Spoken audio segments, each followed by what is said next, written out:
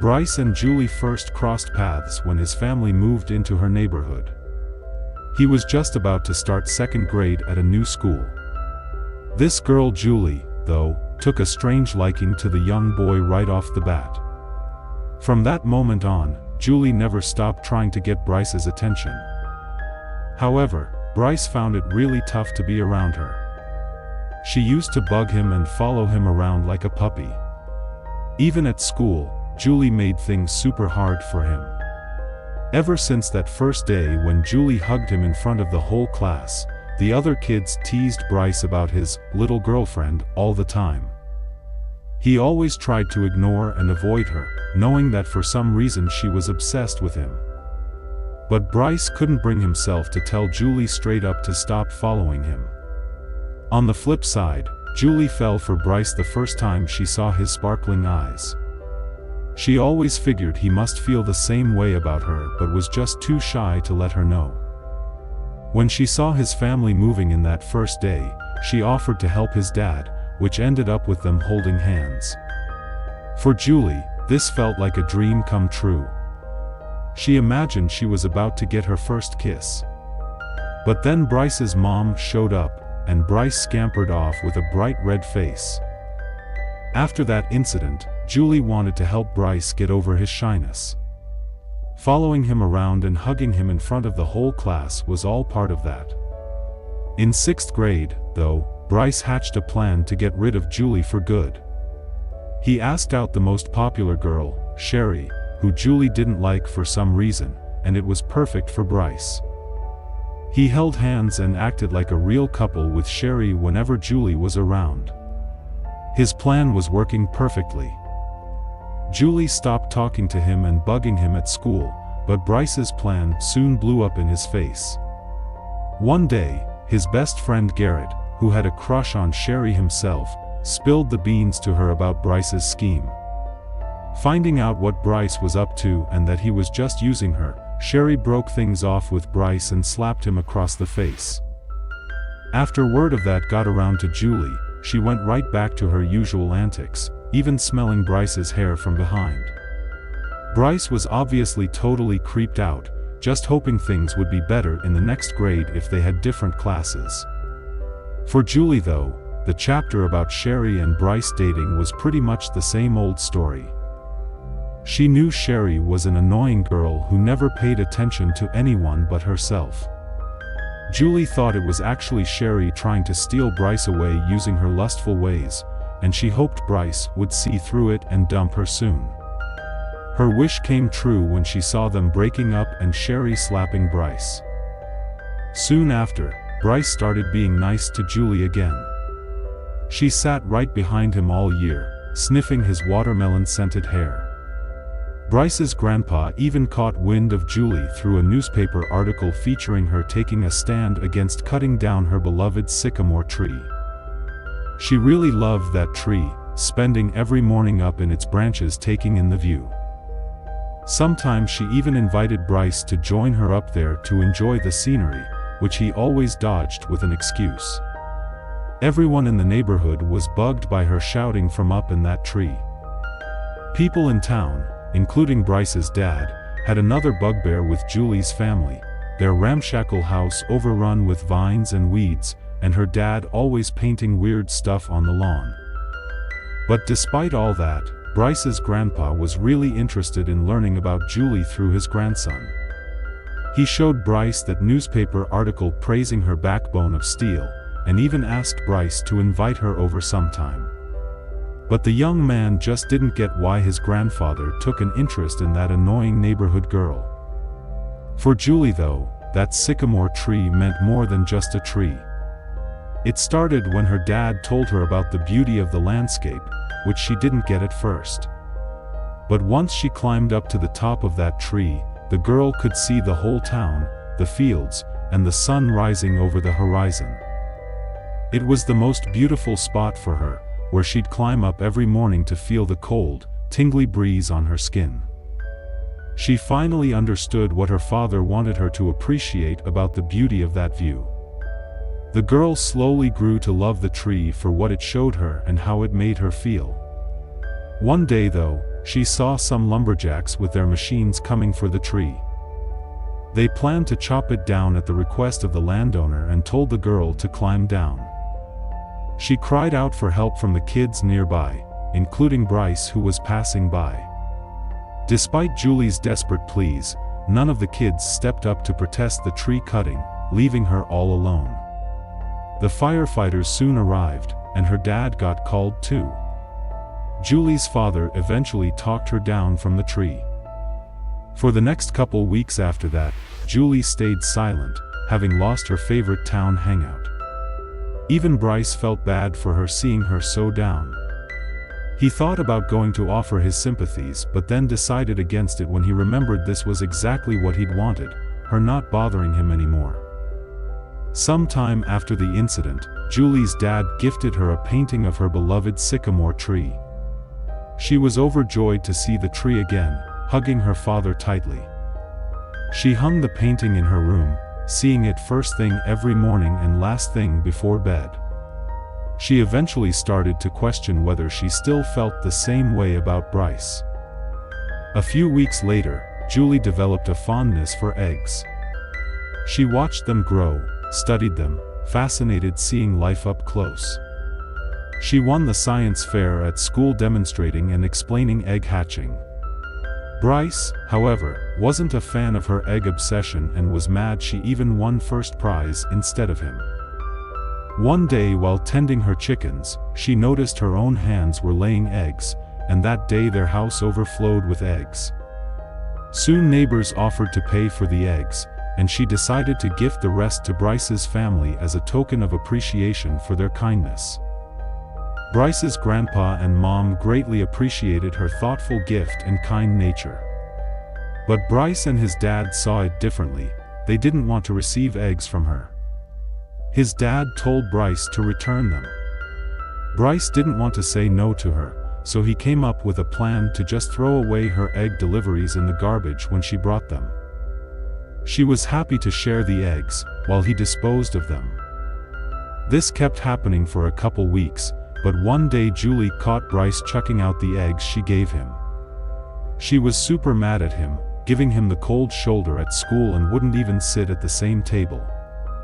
Bryce found this way worse than her bugging him, as it reminded him of acting like a jerk. It got even worse when he saw his grandpa hanging out with Julie in her yard, helping her out with it. He was jealous of the old man talking to her more than his own grandson, even though they lived together.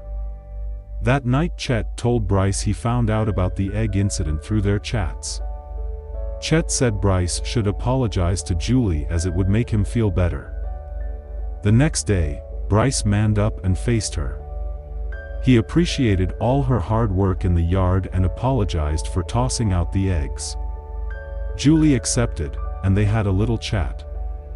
She said Bryce was really lucky to have a grandpa like Chet, and that Chet mentioned she reminded him of his late wife. After that, things went back to normal. Bryce felt hugely relieved, like a weight was lifted. But one night while Bryce and his family were watching TV, his dad got into a heated argument with Grandpa Chet. His dad was furious at Chet spending time with a stranger instead of his own grandson. He also mocked Julie's family, calling them sloppy and weird. To this, Chet angrily replied that the family had major issues and revealed why they couldn't keep up their lawn or house properly. He mentioned Julie's uncle had a brain disability from his umbilical cord wrapping around his neck at birth, just like what happened to Bryce. Bryce's mom walked away during the argument, his dad following behind. Chet told Bryce he also had his neck caught up, but luckily the doctors freed it before any damage. Chet and Bryce went for a walk where his grandpa said Julie was a very special girl. He mentioned how they talked for hours about the feeling she got being up in that tree. This thought stuck in Bryce's mind. He kept thinking about her all night, how she described the sensation of being held up high with the cool breeze brushing her hair. This wasn't how a kid normally talked, and he slowly started developing a fondness for her. Rewind to before Julie fixed up her yard. She asked her parents to let her do it, revealing Bryce called it a mess. Her mom was severely hurt by this and insisted her husband do something, while Julie's dad wanted to help but couldn't since he had to care for his brother. Julie's mom told him to put family first. They ended up yelling at each other before eventually apologizing to Julie. The next day at the table, Julie decided to tidy up the lawn herself. When Chet came to lend a hand, he mentioned reading about her heroics in the newspaper and said his wife would have done the same, staying up in that tree all night if needed to save that spectacular view. They talked all about the sycamore tree and Julie's interests while fixing the yard. Her perception of her friends gradually changed, eventually losing interest in Bryce.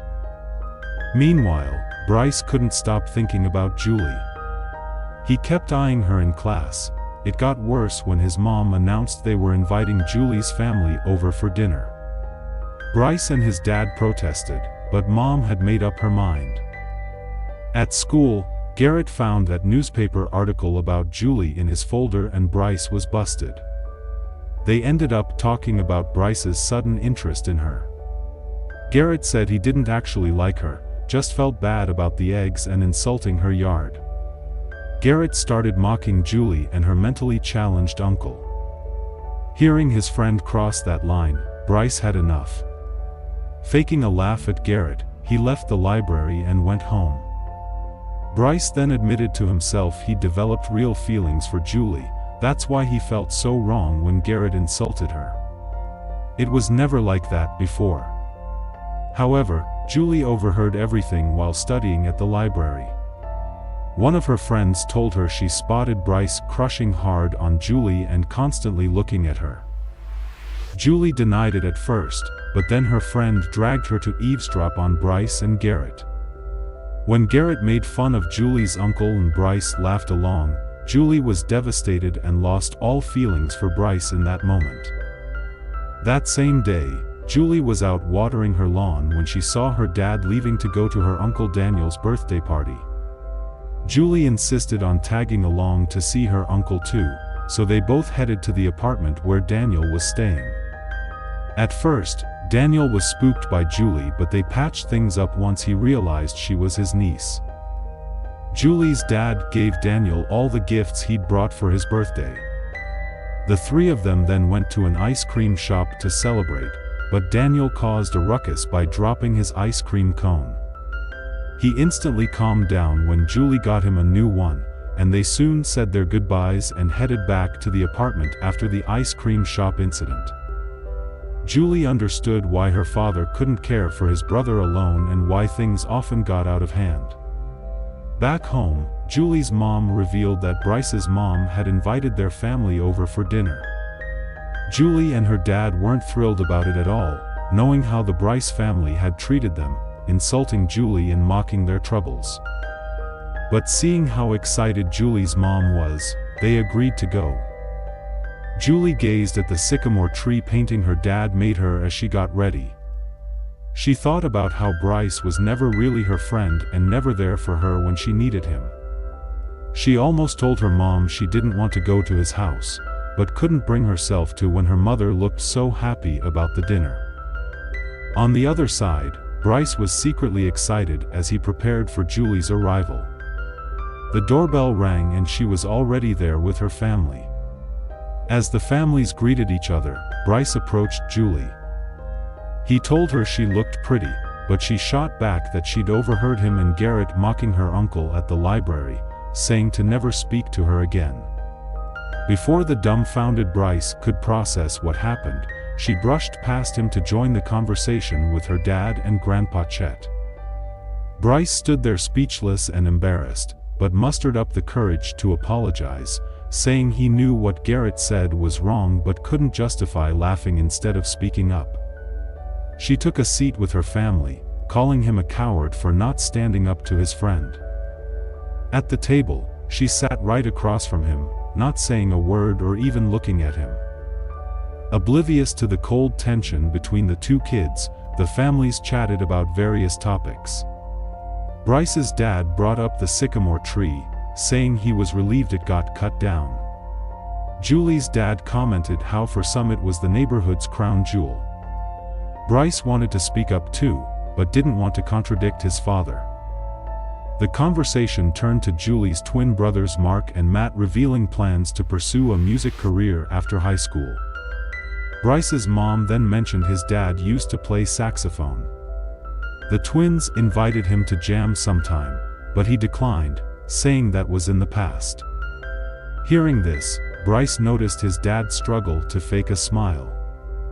Julie also sensed an inner darkness lurking behind Bryce's dad's shiny facade that he hid from everyone. The rest of the evening flew by, but Julie still wouldn't even look at Bryce. Before leaving though, she apologized for her rude behavior, but deep down he knew she hadn't forgiven him. He felt worthless and ashamed. Shortly after, the family had another argument that rapidly escalated, with Bryce's dad slapping his own daughter on the bed. Bryce wondered why his dad was acting this way, why he despised Julie's family, her dad's paintings, their yard, and everything else. His dad was just jealous of them and mad at himself, but Bryce couldn't figure out the reason. Whatever it was didn't matter anymore since he was no longer part of Julie's life. He imagined her sleeping peacefully that night, free of having to think about him and grateful for her loving family. Soon it was the school's bachelor auction event where girls bid to have lunch with boys presented on stage. Bryce was terrified at the thought of being up there with girls bidding on him. On the day, he was nervous Julie might bid, but instead heard her bid on nice guy Eddie that no one else wanted. Meanwhile, pretty girl Sherry won the bid for lunch with Bryce. At their lunch table, all Bryce could think about was Julie laughing and enjoying herself with Eddie while Sherry sat with him. He abruptly stood up, pulled Julie out of her chair, grabbed her hand and closed his eyes leaning in for a kiss. But Julie shoved him back and stormed out as the whole room burst out laughing at Bryce blowing his first kiss attempt. As he chased after her, Garrett caught up furious that Bryce had ditched Sherry for a weirdo like Julie. This time though, Bryce didn't just listen, he pushed Garrett away saying he wouldn't understand. Bryce walked home with his dirty dishes basket and went straight to Julie's place, knocking but no one answered. Back home, he tried calling her cell but her mom picked up saying Julie didn't want to talk to him. Bryce knew he wanted to though, so he hatched a plan for Julie. However, the day's events at the auction actually unfolded very differently. That morning, Bryce decided to leave money at Julie's house so she couldn't bid on him out of temptation. But on her bike ride, Julie's neighbor caught her and paid the money she still owed for the egg deliveries. Though hesitant at first, Julie took the cash to school, pretending she just didn't have money. At school, she ran into Sherry who said she planned to bid on Bryce. Julie, still furious, told her to waste her money on him since she was over him anyway. But the closer Bryce's name got called, the more antsy Julie became. Before he came up though, feeling sorry no one else did, she bid on kind boy Eddie. She then had lunch with Eddie, but couldn't stop her mind from wandering over to where Bryce sat. Suddenly Bryce came up and tried to kiss her, but she shoved him away and went straight home. She ignored him for 2 weeks, no calls, no answering his knocks. But after 2 days of trying non-stop, he stopped. Julie thought she was finally rid of him, little did she know he was outside digging a hole in her garden. She was about to kick him out when her dad said he gave Bryce permission to dig there. She gazed out the window watching him tear up her garden, wondering why her father approved this. Suddenly Bryce disappeared from view, only to return cradling a large plant. He placed it in the hole and started covering it back up. Soon Julie realized it was a sycamore tree he was planting for her in the garden. She walked over, looking into those same dazzling eyes she first fell for. He too was reminded of that first time he saw Julie running up to him. As they moved closer, they both crouched low. When he gave her hand a soft touch, she smiled that happy smile at him once more as together they planted the sycamore sapling in the ground. Turn on alerts, like, and subscribe for more videos similar to this one. Thank you for watching.